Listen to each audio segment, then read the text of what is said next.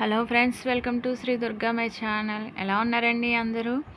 ఈరోజు అయితే మీకు తాటి రొట్టె ఎలా వేసుకోవాలో అయితే చూపిస్తానండి. ఇప్పుడు తాటికాయల సీజన్ కదండి, మనకి పల్లెటూరులో అది అయితే తాటికాయలు బాగా దొరుకుతాయండి.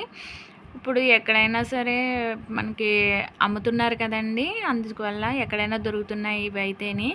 ఇప్పుడు దీంతోటే మనం ఇదివరకు అయితే పొయ్యి మీద వేసుకునే వాళ్ళం కదండి. తాటి రొట్టె అనేది చాలా టేస్టీగా ఉండేది. మన పాతకాలపు వంట అనే చెప్పచ్చండి ఇది. కానీ టేస్ట్ అయితే సూపర్గా ఉంటుంది. కానీ ఇప్పుడు మనం గ్యాస్ మీద కూడా ఇలా తాటి రొట్టె అనేది సింపుల్గా అయితే సింపుల్ ప్రాసెస్లో అయితే వేసుకోవచ్చండి.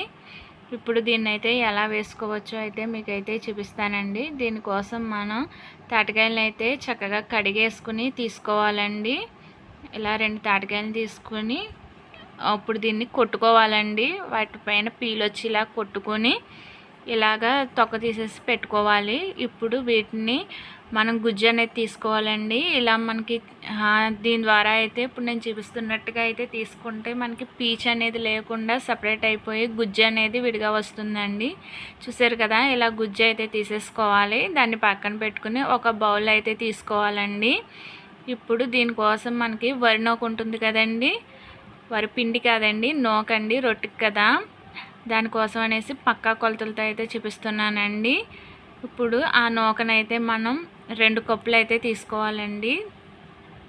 2 కప్పులు తీసుకుని దీంట్లో కొంచెం వాటర్ అనేది వేసుకుని మనం తడుపుకోవాలండి. ఎక్కువ వాటర్ అయితే వేయకూడదండి, కొంచెం వాటర్ అయితే వేసుకుని బాగా కలుపుకొని కాస్త తడిపేసుకొని పక్కనైతే పెట్టుకోవాలండి.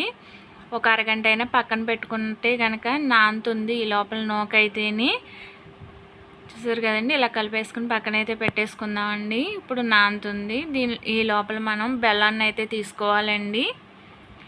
ఇలా బెల్లం తీసుకుని చక్కగా కొట్టేసుకుని మనం మిక్సీ జార్లో పెట్టుకుంటే అండి చక్కగా మెత్తగా పొడి అయితే అయిపోతుంది, బాగా కలుస్తుంది అందులోని. సరే, అలా పొడి చేసేసుకుని పక్కన పెట్టుకోవాలండి. ఇప్పుడు ఎందాకైతే మనం నానబెట్టుకున్నాం కదండి, ఆ పిండిని ఒకసారి ఇలా కలిపేసుకొని ఇప్పుడు అందులో బెల్లం అయితే 1 కప్పు బెల్లం తీసుకుంటున్నానండి. నేను 2 కప్పుల బియ్యం నూక తీసుకున్నాను కదా, 1 కప్పు బెల్లం అయితే సరిపోతుంది. మనకి తాటిపేసం స్వీట్గా ఉంటుందండి. స్వీట్ సరిపోతే కనుక మీరు స్వీట్ అనేది అడ్జస్ట్ చేసుకోవచ్చు. ఇప్పుడు ఇందులోనే మనం గుజ్జు అయితే 2 కప్పులు అయితే గుజ్జు తీసుకుంటున్నానండి.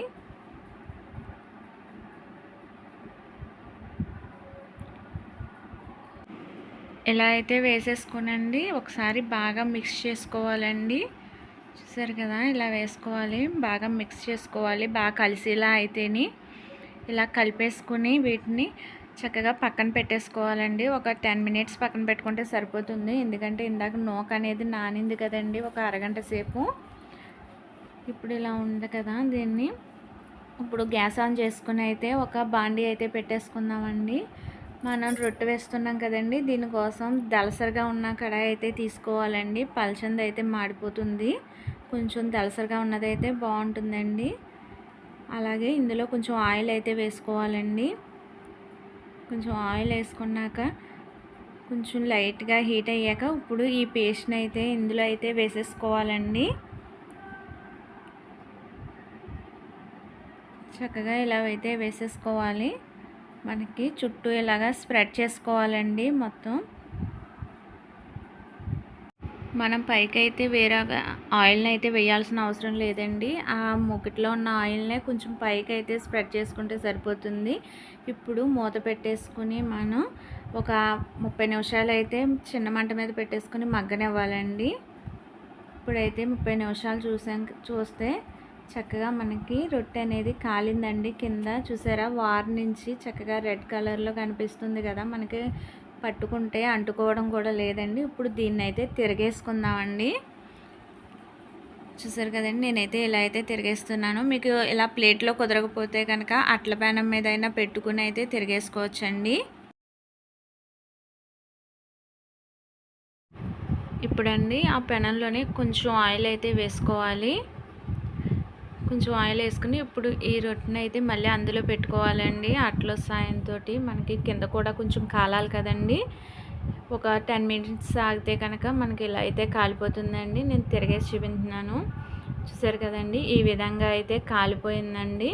దీన్ని మనం వేరే ప్లేట్లోకి అయితే తీసేసుకుని ఒక గంట వరకు చల్లారబెట్టేసుకోవాలండి. వేడి తింటే మనకు వికారం అనేది వచ్చేస్తుందండి. అస్సలు వేడిగా ఉన్నప్పుడు తినకూడదు, కట్ చేయకూడదండి. దాన్ని పక్కనెట్టేసుకుని పూర్తిగా చల్లారాక మనం దీనికి పీసులు కింద అయితే కట్ చేసుకోవాలండి. చూసారు కదండి, రొట్టె అనేది ఎంత బాగా అయితే వచ్చిందో, చక్కగా టేస్ట్ అయితే చాలా బాగుందండి. మీరు కూడా ఒకసారి అయితే ట్రై చేయండి. చూసారు కదండి, ఈ వీడియో కనుక మీకు నచ్చినట్లయితే ఫ్రెండ్స్ లైక్ చేయండి, షేర్ చేయండి, సబ్స్క్రైబ్ చేసుకోవడం అయితే మర్చిపో